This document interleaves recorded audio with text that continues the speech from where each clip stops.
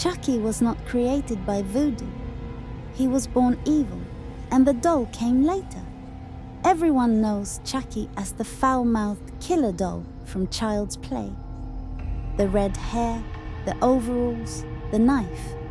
But before the plastic, before the lightning strike, before the chant to Damballa, there was a boy named Charles Lee Ray. And what makes his story truly disturbing is this. He did not become a monster because of trauma. He chose it. Tonight we are breaking down the full timeline of Charles Lee Ray from 1959 all the way to the moment he becomes Chucky and beyond. And by the end, you might see that the doll was never the real horror.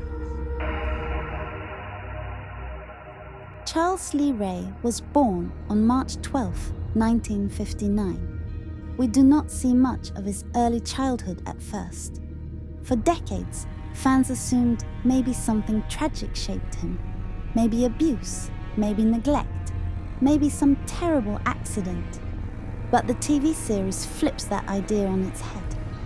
In 1965, when Charles was just 7 years old, something happened that changes everything we thought we knew. On Halloween night, young Charles comes home with candy. Inside his bag is an apple with a razor blade hidden in it. Any normal child would scream, cry, panic. Charles bites into it. He feels a blade cut into his mouth, and he smiles. That moment is quiet, but it tells us everything. Violence does not scare him. It excites him. That same year, on his 7th birthday, a real serial killer breaks into his home. His father is murdered.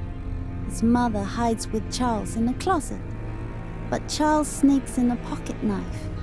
When the killer opens the door, something shocking has already happened.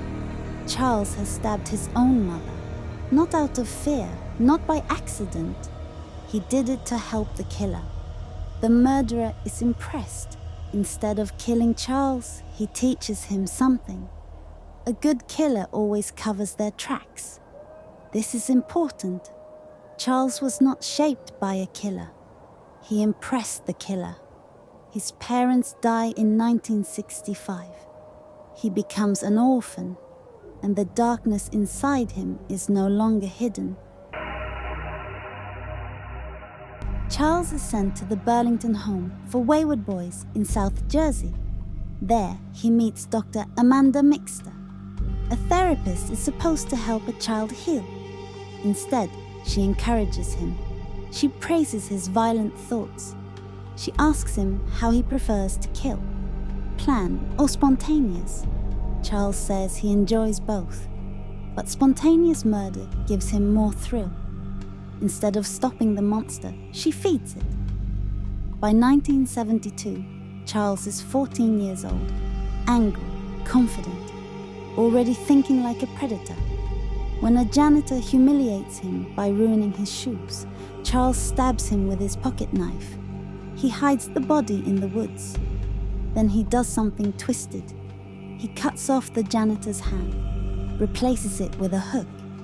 He gathers other boys and tells them they are hunting Captain Hook, like Peter Pan. 2 boys run in fear.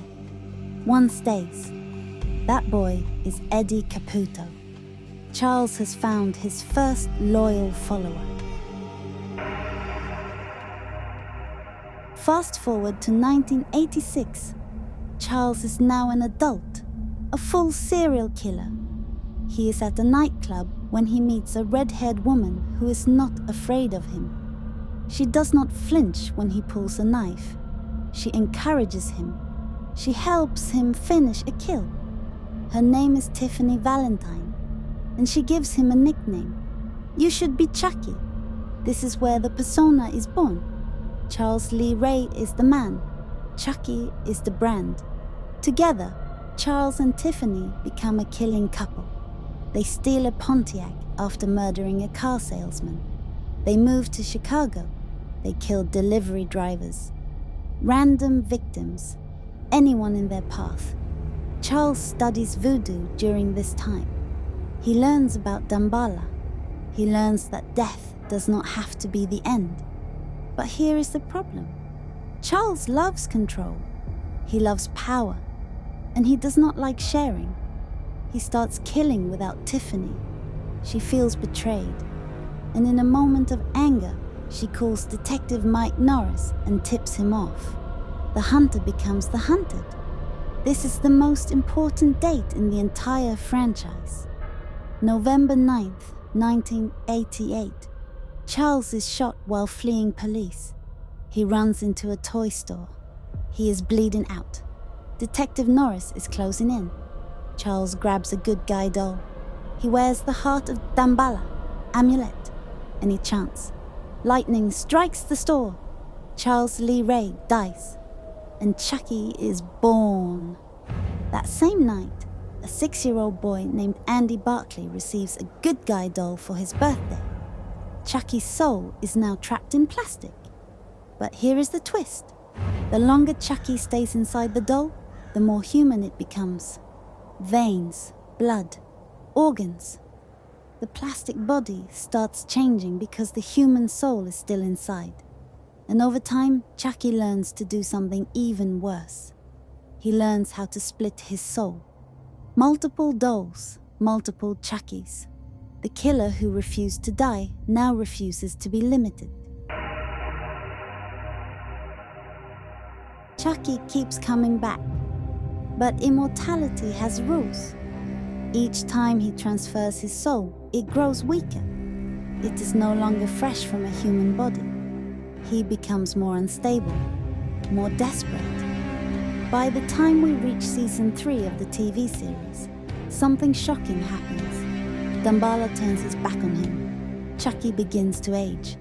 His plastic cracks. His hair falls out. His strength fades. For the first time since 1988, Charles is afraid. He tries one last insane plan. He attempts to cause chaos at the White House. He even launches a missile toward the North Pole before being stopped. And then, the doll turns to dust. But that is not the end. After the destruction of his doll body, something appears in the hallway. Not the doll, an old man, the ghost of Charles Lee Ray. If this holds true, it changes everything. For over 40 years, Charles needed a body, a doll, a vessel. Now, he may not. The killer who once hid in plastic might be free, invisible, untouchable, and that might be more dangerous than any knife in a toy's hand. So when people ask where Chucky came from, the answer is simple.